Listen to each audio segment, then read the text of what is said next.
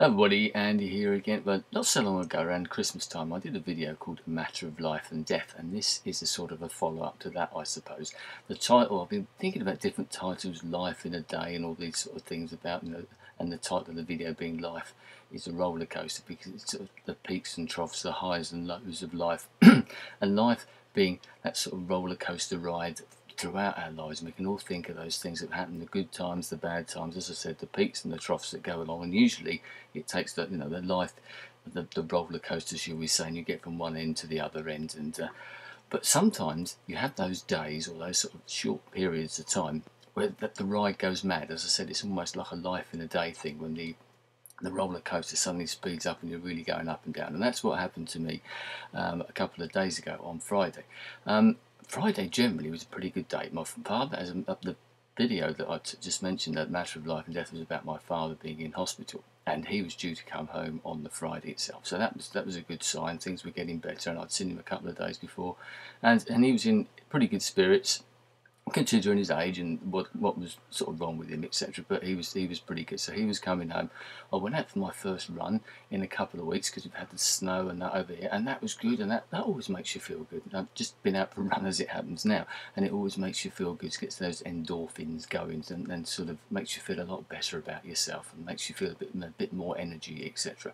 And also throughout the course of the day, I happened to get some good news about radio station I'm involved with. We've been waiting for some time now, literally since about October, even before that, I think. Some people were, local company, were hoping to get them to do some sponsorship to give us a fair amount of money, which would hopefully enable us to put the station on the air in May.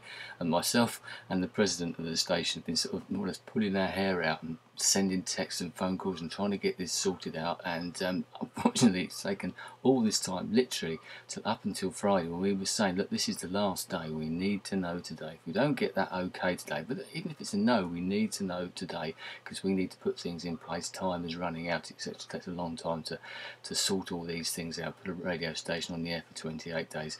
It takes a bit of planning, even if you have done it several times before. Well, thankfully, in sort of late afternoon, I got a phone call from my friend saying, right, fair enough, after myself making texts and phone calls to other people, yes, they've agreed to give us the money that we wanted. So that was great, and we sent a couple of conversations backwards and forwards, and we're thinking, right, we're planning meetings, and it's all go. This is a good evening. I was just just about to sit down, crack open a bottle of wine, and think, right, yeah, this is good. I'm going to have a good evening. When I had a phone call from my mother. I'd arranged not to speak to my mother, because I thought, my father's coming home, I don't want to get in the way, just let things take their natural course, and I'll see you and speak to you on the Saturday. Anyway, come about 7:30 or something like that, I get a phone call from my mother. I thought, oh, well, that's a bit strange, but anyway, on the phone, my father had come home that afternoon, and he just collapsed, and the ambulance was being called, and things looked pretty dire, to be perfectly honest. So there you are, you've got that high, and then you've got that trough. I had to drop everything. Son had got the car, so I couldn't use the car. I had to go up and walk up to my mother's, thankfully not that far away. Met her.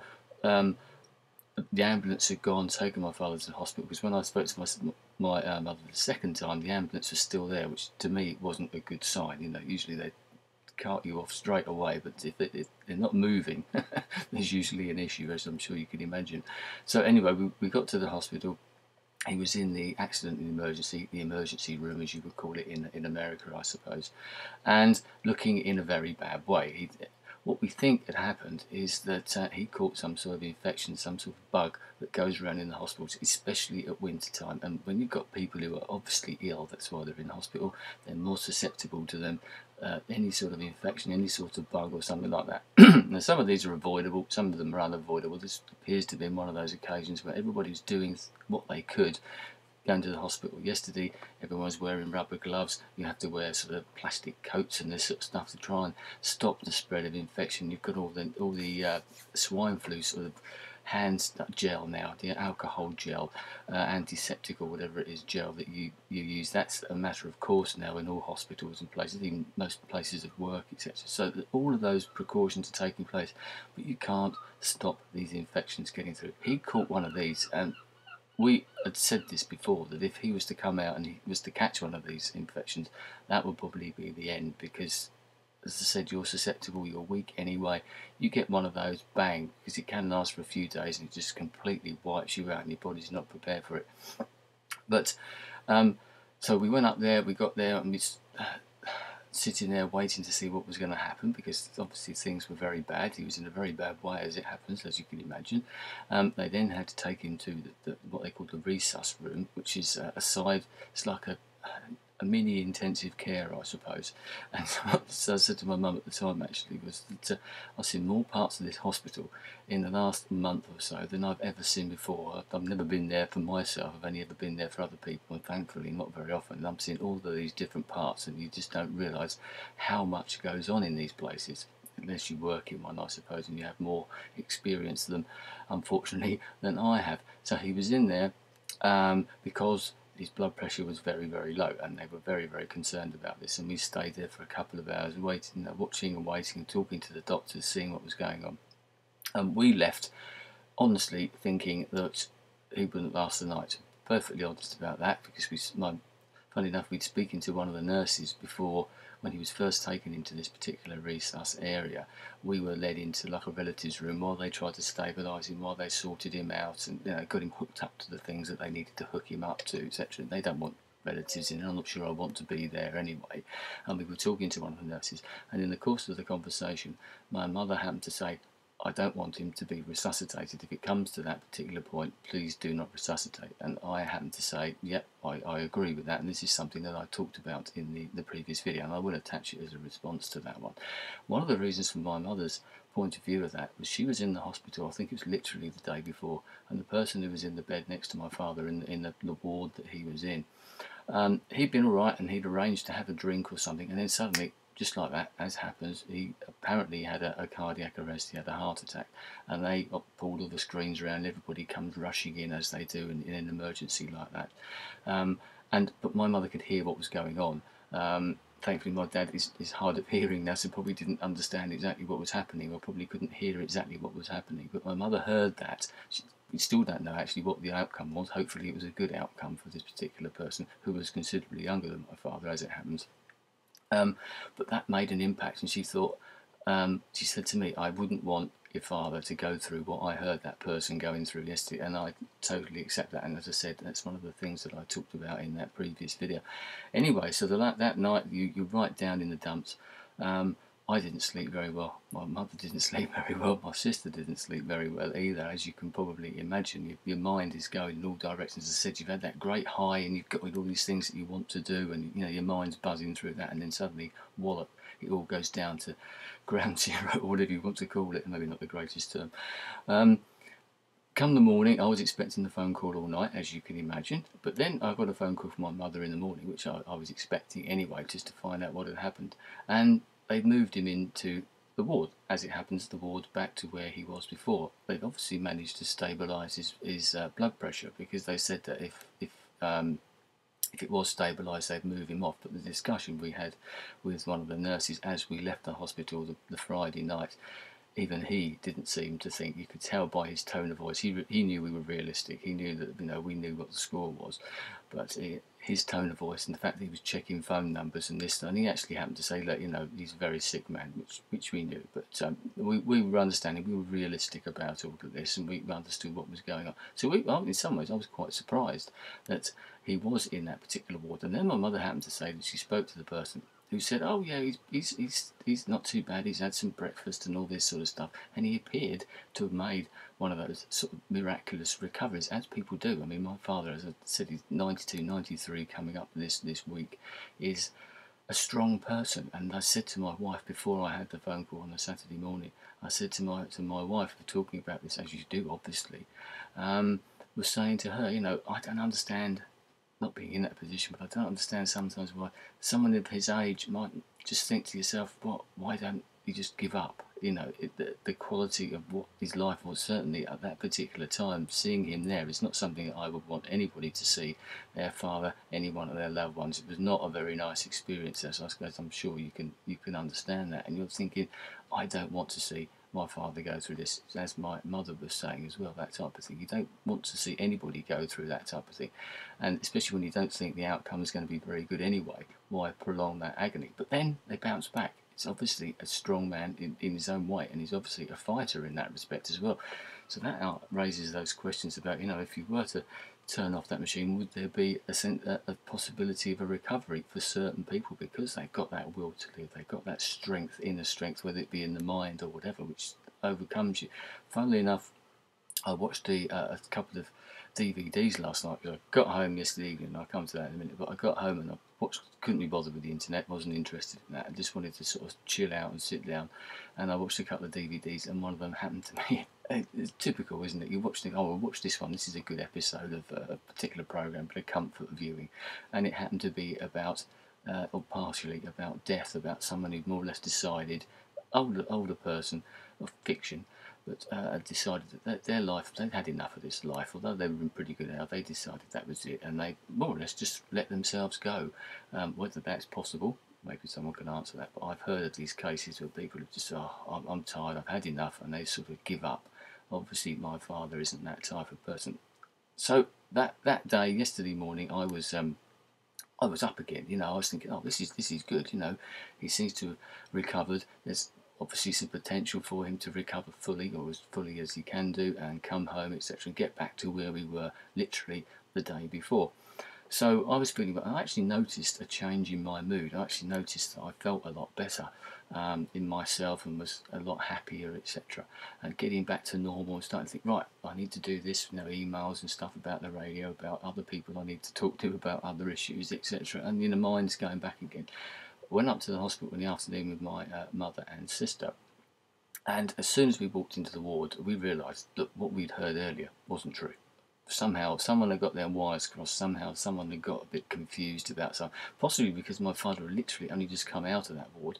They probably didn't even realise he'd been away. I don't know, that's the only thing that we can think of, because he didn't look really a great deal better than what he was the Friday night. So straight away you're back down, because he was in one of these little side wards that I'd seen people in before, and I'd always thought as I walked past them, that's for the people who are on their way out type of thing. It sounds nasty, but it's true. You could see them in the way that they were, and there was not really any life in there. The eyes were sort of glazed over, and they were hooked up to this, that and the other, and there just didn't seem to be anything there, as opposed to the other parts that my father was in before, where people were sitting up, they were reading, they were, you know, taking notice, they were compos mentis, so to speak.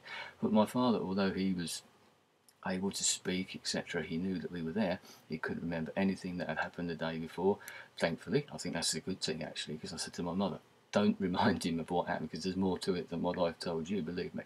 And you don't want anybody to go through, you don't want them to stress about what happened and what they put other people through, effectively, I suppose, because that's what a lot of people, especially elderly people, they worry about what other people think about them. And something that my father's done, and I've heard other people in these situations, they apologise for all of this, and you think they don't even, it's not your fault, you can't help it. You know, if it was your fault, it's a different matter, but you can't help the situation you're in. You don't need to apologise for anything, but people do it, especially us Brits, like that. You know, we apologise for everything. Even when it's somebody else's fault, we'll apologise. We'll bump in, you know, someone will bump into us, and we'll apologise for that for some strange reason. But that's one of those things that we do over here. So that knocked us back again. So you come home, and then you're down, etc. But this morning, instead last night, I just sort of sat around, couldn't get my head around something, and I had a phone call with someone, and I just wasn't really with it. And I said to my wife, said, why didn't you say that? I said, look, I'm just not thinking straight, you know, you're not really there altogether. But this morning I woke up, and I thought, oh, I don't know what to do. Slept a lot better, but I thought I was going to go out for a run, and I couldn't be bothered, and in the end I did. And I went out, and I was thinking this through, and thinking about this sort of roller coaster that goes on, the roller coaster of life. And there's not a lot you can, sometimes there's not a lot that you can influence about it. It just happens. As I said, life is that roller coaster ride. But sometimes you can influence some of it. You can make yourself try and feel a bit better. As I said, the run has made me feel a lot better about myself, has made me feel a lot better about everything. I actually did make a video about this last night, and thinking about it today, it was a very morose video, as you can imagine. It was partly for myself, as a lot of these videos are, but I thought this morning, no, I'm going to go home, and I'm going to try and do everything I can. The other things are out of my control. Let's try and let's keep, life has to go on, regardless of what other people are doing, what other people are suffering or whatever. Your life has to carry on. A point I made in that the earlier video, A Matter of Life and Death, there's two sides to this. There's the person that's ill, the person that's dying or whatever. But there are also the other people as well. They still have to live their lives. You don't really want to be dragged down. Naturally, you're worrying about it. Naturally, you're concerned, and the emotions are going through that roller coaster ride as well. But why make it any worse than what it is? You can allow yourself to get into that spiral, that downward spiral. And I've felt that a little bit on the last couple of days. And I thought, no, I'm going to carry on doing what I'm doing. Because I was thinking, sod this internet, I'm not going to get involved, and I can't be bothered to do this, and I can't be bothered to do that, and lots of other things around as well, the normal real life things as well, like going out for a run. But I kick-started myself. I got outside the front door, I'd done it, and I thought, no, as much as I can, I'm going to live my normal life, regardless of what that might mean, and try and look at this in a positive way, try and keep my life going, because I know that that's what my father would want me to do as well. The last thing he would want is for me, my mother, my sister, or anybody else connected with us to be sitting at home moping about this and worrying about it too much any more than we need to. And I think that's something that we need to think about sometimes, is we can influence this. As I said, life is a big roller coaster ride, and sometimes we have days like I've just had, or periods of times like I've just had. Lots of you out there have probably had them as well, but we can influence them ourselves. Sometimes a lot of it's up here, and the way life is what you make it in some ways. As I said, we don't always have the influence, but if we do have the influence, let's grasp it and let's try and be positive about it. I've always tried to be positive about things in life. I've made loads of videos about it and really made the issue of practice what I preach. And I feel a lot better for that, for getting out there today and just doing something. So if there's a message, life may be a roller coaster ride, but you can do something about it. And that's what I intend to do. Once again, I don't want sympathy from this video. This is just me putting the words out there, putting the idea out there. I appreciate all the comments that I got on the last video. It was a great conversation that we had. And maybe people can comment on this if you've been through this experience and how you got out of it. Maybe you didn't get out of it. Maybe you got into that downward spiral. Maybe you couldn't pull yourself out. Some people are stronger than others. Some people, there are other influences and there's nothing you can do about it, I suppose. Maybe the situation's worse. You're more tied up with it in some ways. I don't know. Maybe you're the other partner, should we say. It must be harder for my mother. She's trying to do it as well. She's stronger. Maybe that's a family trait. So maybe there is that in there as well. That's something as well. So anyway, I'm going to leave it there. Thanks for your time. And who knows, there may be another part to this. And hopefully it will be a bit more upbeat. Thanks for your time. I shall speak to you again soon. Goodbye.